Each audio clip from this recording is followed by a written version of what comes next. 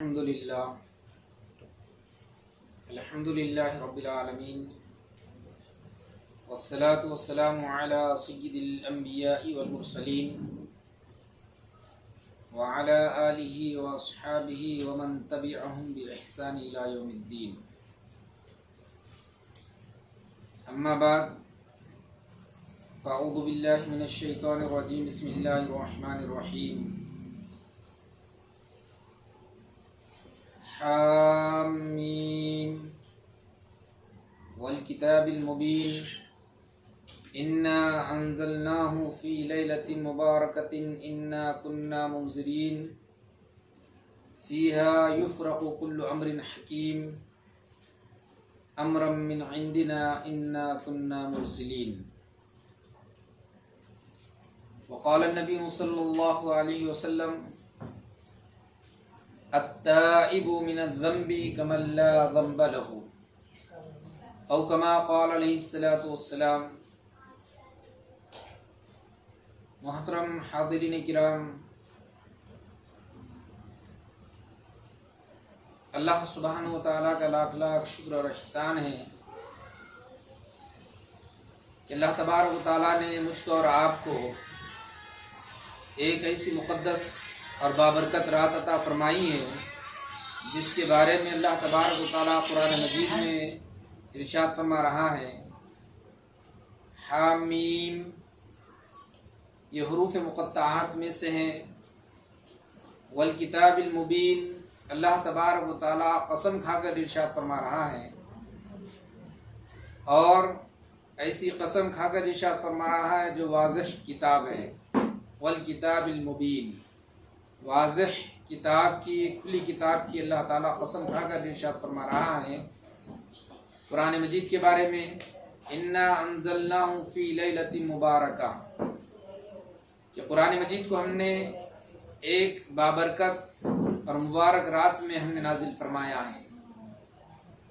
عزیزان محترم، اللہ رب العزت نے کتاب مقدس کو ایک متبرک رات میں لوح محفوظ سے آسمان دنیا پر مکمل ایک ہی وقت میں ایک ہی مرتبہ نازل فرمایا ہے.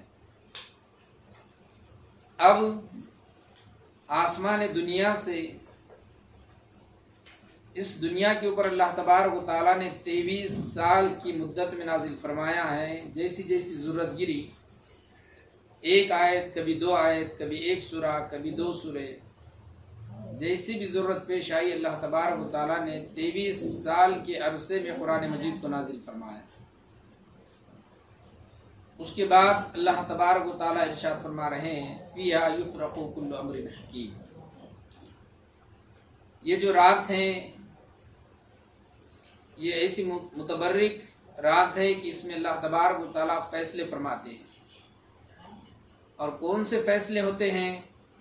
روایتوں میں آتا ہے اس میں پیدائش، رزق اور موت، اس کے فیصلے اللہ تبارک و تعالیٰ فرما دیتے ہیں.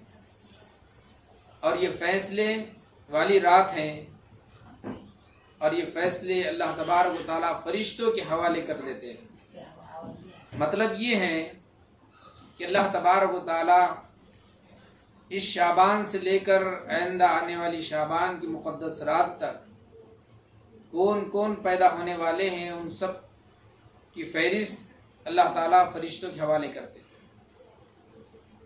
رزق کا معاملہ ہے، سال تمام میں کس کو کتنا رزق ملنے والا ہے، کس کے رزق میں کشادگی ہونے والی ہے، اس رات میں اللہ تبارک و تعالیٰ فرشتوں کے حوالے عطا فرما دیتے ہیں.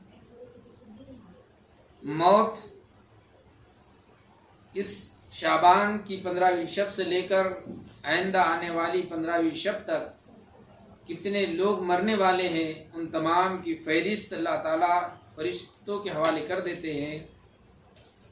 عزیزان محترم، گویا کہ یہ رات فیصلے کی رات ہے.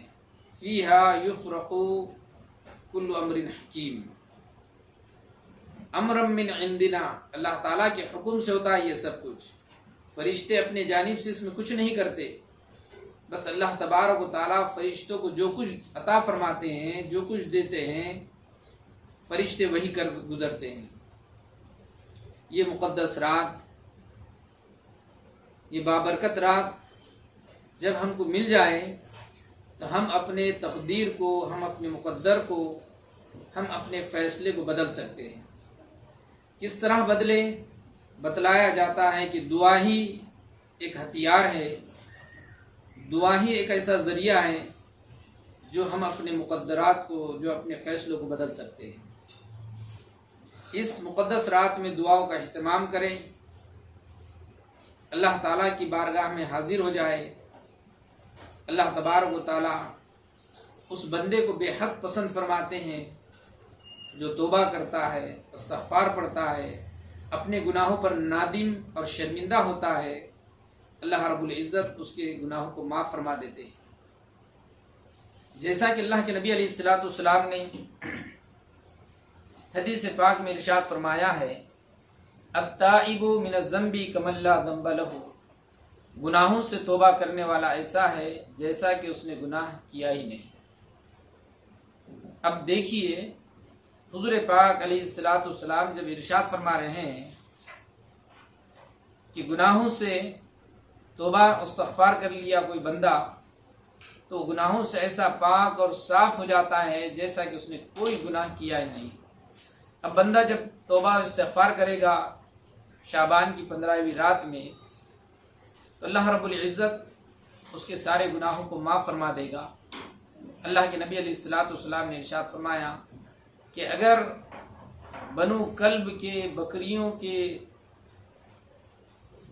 ریوڑ کے بالوں سے زیادہ بھی اگر کسی کے گناہ ہوں گے، اللہ تبارک و تعالیٰ ان کے گناہوں کو بھی معاف فرما دے گا۔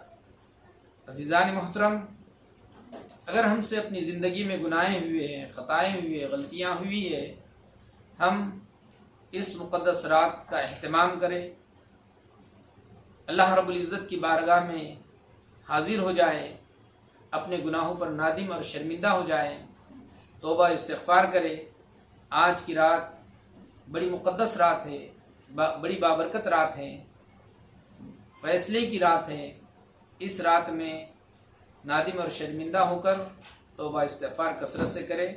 اللہ رب العزت سے دعا ہے کہ اللہ تبارک و تعالی ہم سب کو توبہ و استغفار کرنے کی توفیق عطا فرمائے۔